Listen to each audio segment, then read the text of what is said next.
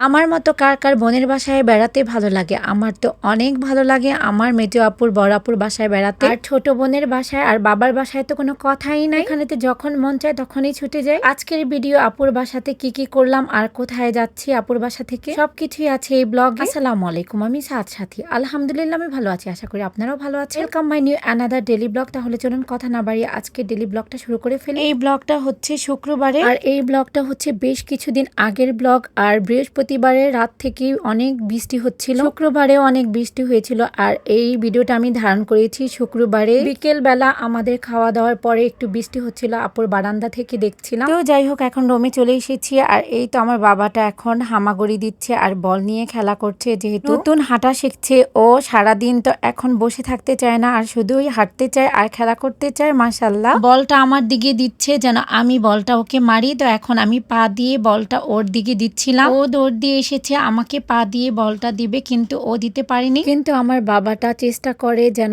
বলটা পা দিয়ে দিতে পারে। তো এখন আমি ওকে দেখাচ্ছি কিভাবে দিতে হয়, আর ও চেষ্টা করে। আর এখন বলটাকে নিয়ে টুকুর টুকুর করে হাঁটছে। মাশাল্লাহ, এখান দিয়ে বিকেল বেলা আপুর হাতের মজাদারটাও আপু করে ফেলেছে। আমরা সবাই চা খাবো আজকে। আর আমি আপুর বাসা থেকে যাচ্ছি না, আমার ছোট বোন চলে যাবে। আপু বলছে সবাই একসাথে গেলে আমার ঘরটা একদমই ফাঁকা হয়ে যাবে, তুমি কালকে যেও। আপুর কথা মতো আমি থেকে গেলাম, আর সাথে আম্মুকেও বললাম তুমিও থাকো, একসাথেই থাকি আমরা। আপুর হাতের মজাদার চাটা রেডি, আর এখন আমরা সবাই মিলে বিকেলে চা খাচ্ছি। তো বিকেল বেলা আর কোনো কিছু আমি আপুকে বলেছি আনা দরকার নেই, এমনিতেই পেট ভরা। বেলাতে খাবার খেয়েছি। তো যাই হোক, এখন রাতের বেলা খাবারের আয়োজন। আর এখানে আমি আছি, আপনাদের ভাইয়া, আমার মেজো আপুর হাজবেন্ড, আপুর মেয়েরা, আমার ছেলে, সবাই একসাথে। খাওয়া দাওয়ার পরে রাতে ঘুমিয়েছিলাম। তো ঘুম থেকে উঠে দেখি আপু আমাদের জন্য সকালের নাস্তা আর দুপুরের জন্য খিচুড়ি রান্না করছে। আর আমাদের ঘুম থেকে উঠতে উঠতে এমনিতেই লেট হয়ে গিয়েছে, আমরা আর সকালের খাবার খাচ্ছি না, একবারে দুপুরের খাবারই খাবো। আর যেহেতু বৃষ্টি হচ্ছে, আর বৃষ্টির মধ্যে এই খিচুড়িটা একদমই পারফেক্ট মানায়।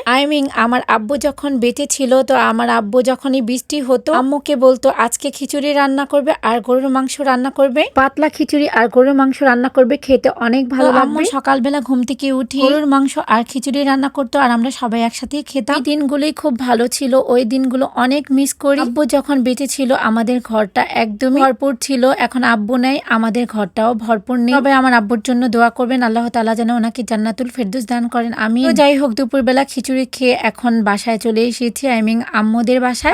এসে দেখি ভাবি আজকে খাট্টা রান্না করেছে, ডিম দিয়ে পটল ভাজি করেছে, আলু তরকারি রান্না করেছে, রুই মাছ দিয়ে মেবি। আপুর বাসা থেকে আম্মুর বাসায় চলে এসেছি। আর আপনাদের ভাইয়া বলল আবার ক্ষুধা লেগে গিয়েছে, তো কি রান্না করেছে দাও। তো আপনাদের ভাইয়াকে দিয়ে দিলাম খাবার। খিচুড়ি খেয়ে আমার একদমই পেট ভরা ছিল। আবার আম্মু আমাদের জন্য আমাদের বাসার নিচেই হোটেল ভাড়া দিয়েছে আম্মুরা, এখান থেকে পুরি আনিয়েছে আর আম্মুর হাতের চা বানিয়েছে। তো বিকালের নাস্তাটা করে নিচ্ছি। আপুর বাসায় তো 2 দিন থাকলাম, আর এখন কিছুদিন আম্মুর বাসায় থাকি, যেহেতু ছেলের স্কুল বন্ধ, এখনই একটু থাকার সময়, স্কুল খুলে গেলে তো আর থাকতে পারবো না। তো যাই হোক, আজকের ব্লগটা যদি আপনাদের কাছে ভালো লেগে থাকে প্লিজ কমেন্ট সেকশনে কমেন্ট করে জানাবেন। আজকে ডেলি ব্লগটা এখানে শেষ করছি, ভালো থাকবেন সবাই, আল্লাহ হাফেজ।